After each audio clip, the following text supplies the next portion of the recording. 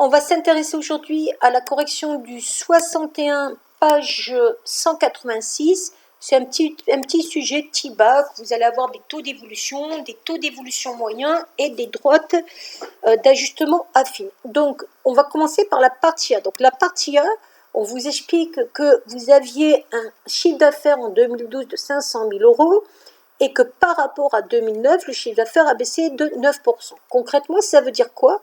Ça veut dire que pour passer de 2009 à 2012, on a eu une baisse de 9%, c'est-à-dire un coefficient multiplicateur de 1 moins 9 sur 100, 0,91. Donc pour passer de 2012 à 2009, il va falloir faire le contraire de multiplier, c'est-à-dire diviser. Donc 500 000 divisé par 0,91, on tombe sur la réponse 549 451. Pour le petit 2, on vous demande de trouver le taux moyen entre 2009 et 2012, c'est-à-dire 3 évolutions successives. Alors, je vous rappelle un petit peu ce que c'est que cette histoire de taux moyen. Le taux moyen, c'est un taux qui va être fixe les 3 évolutions successives, de telle sorte que quand on le fait agir 3 fois de suite, on a le taux global. Donc, nous, on va raisonner avec les coefficients multiplicateurs. On aura donc 1 plus t sur 100 à la puissance 3, puisqu'on a multiplié 3 fois de suite ce coefficient multiplicateur, est égal au taux global de 2009 à 2012, c'est-à-dire 0,91. Donc pour trouver le petit t, on va déjà enlever la puissance 3. Donc pour enlever la puissance 3, il faut mettre à la puissance 1 tiers. Si on avait eu une puissance 4, on aurait mis à la puissance 1 quart. Donc 0,91 à la puissance 1 tiers à la calculatrice, ça donne 0,969. Et après, on va faire comme on a fait dans les chapitres précédents. On va enlever le 1 en faisant moins 1, puis on va multiplier par 100. Donc votre taux moyen est à peu près moins 3%.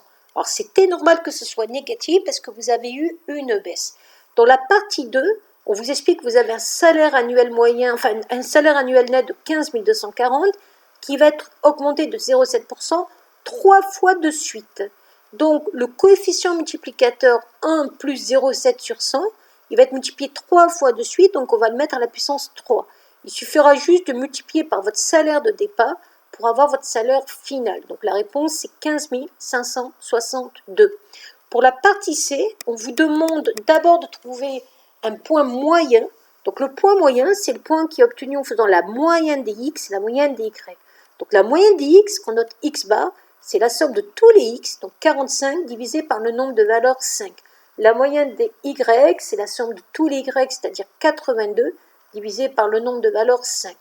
Et après, on vous demande de retrouver la droite de régression linéaire, et ça, on va le faire avec la calculatrice. Donc, le point moyen, c'était la réponse 2 ici, et la droite avec la calculatrice, je vous fais un partage d'écran pour l'émulateur, et on va partir sur ça. Donc, toujours pareil, vous devez éditer vos listes en tapant sur Stat, Edit. Là, L1, j'ai bien les éléments de ma liste, L2, les éléments de ma liste.